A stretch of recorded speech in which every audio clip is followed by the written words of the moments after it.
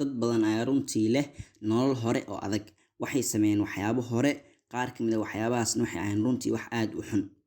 mid ka mid ah dadka noocaas ah waa nin loo yaqaano Fudayl ibn Ciyaad radiyallahu ta'ala anhu wa rahimahullah. naanaystiisa bisadan wax kaasi waa imaamul xarameyn, imaamka labada xaram. marka ninkan waa nin laga helo laga yaabay buug kastoo taskiye ah, buug kastoo cilmi nafsi ah, kaas oo ku noolaan doono nolol aad u weyn oo nolol zuhdi ah iyo sidaas oo kale. laakiin waxaan aan ka naqaanaa subxaanallah ninkan noloshiisa siday ahaan jirtay radiyallahu anhu.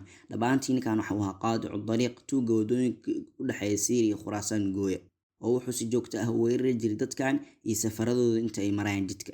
wuu ka xadi jiray, wuuna ku xadgudbi jiray, wuuna ku caansanaa waxa uu sameeyo.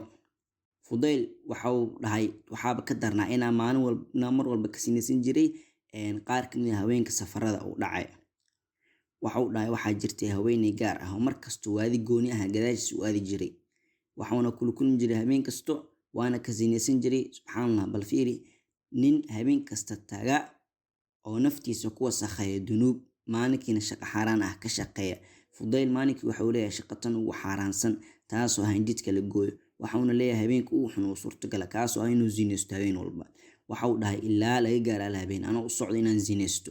anigoo socdo waxaan maqlay nin, riwaayad kale waxay sheegaysaa inay tahay qoyska naagtaas qof ka mid ah, waxa uu akhrinaya aayadan ee suuratul Hadiid: alam ya'ni lilladhiina aamanuu an takhsha'a quluubuhum lidhikrillahi wamaa nazala min alhaqqi walaa yakuunuu kalladhiina uutul kitaaba min qablu fadaala calayhim alamadu faqasat quluubuhum wakathiirun minhum faasiquun.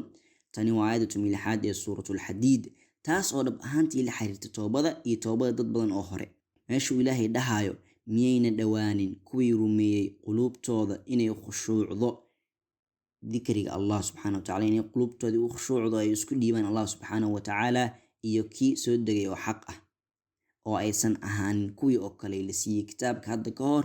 waxaa dheeraaday korkoodii diiladii, markaas ayaa waxaa qalashay quluubtoodii. in badanoo kuwaas ka mid ah waa kuwo faasiqiin ah. marka Fudayl radiyallahu anhu waxa uu maqlay aayadan, waxauna dhahayaa balaa yaa rabbi qad aan, waxa uu leeyahay haa rabbigaygu hadda ayaa la gaaray waqtigaas. marka Fudayl waxa uu leeyahay waan tagay ma ka zinaysan naagtaas.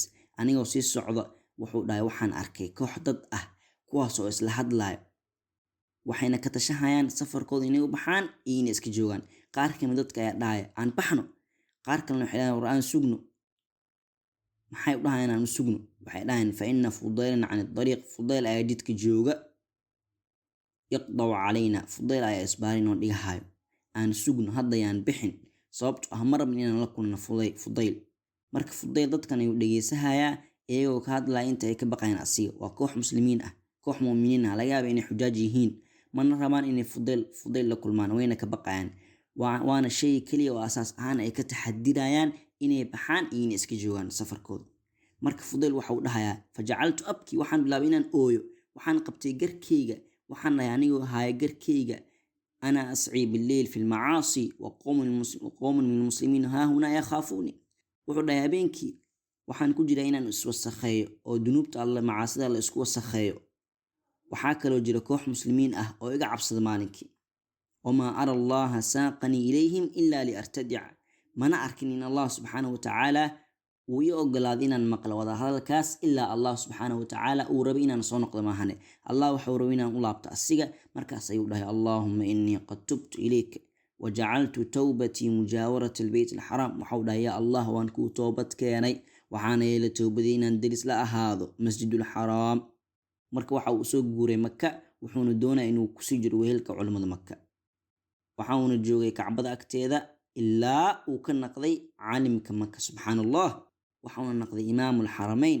Fudayl radiyallahu ta'ala anhu intuuna sameyn arrinka, dhab ahaantii waxa uu isku dayay inuu marka qaarkood booqdo qof kasta wax ka sameeyay, qof kasta oo xasuusto kaasoo wax ka xaday. wuu aadayay, wuuna siinay alaabtooda, wuxuuna ka baranayaa cafis. kadib waxa uu soo guuray Maka. inta kalena waa taariikh kale. subxaanallah, waxaanan hal aayad ayaa sababtay. miyayna dhowaanin Allah ayaa si joogto ah noo weydiinaya qof kastoo naga mid ah, miyayna dhowaanin qalbigaaga inuu khushuuco Allah subxaanahu wa ta'ala iyo inaadan u ogolaan in qalbigaaga u adkaado. marka miyayna dhowaanin inaad ka sameyso isbedel joogto ah ee naftaada, inaad u dhawaato Allah subxaanahu wa ta'ala. kulligeen caalimna qaymanaya sida Fudayl radiyallahu ta'ala anhu, laakiin ugu yaraan waxaan naqanaynaa kuwo ku jira naxariis Allah subxaanahu wa ta'ala, kuwaas oo hela naftooda gudaheeda meelaha la jecel yahay oo wanaagsan ee mu'miniinta iyo sidiiqiinta iyo shuhadada iyo ambiyada maalinka qiyaama insha Allah.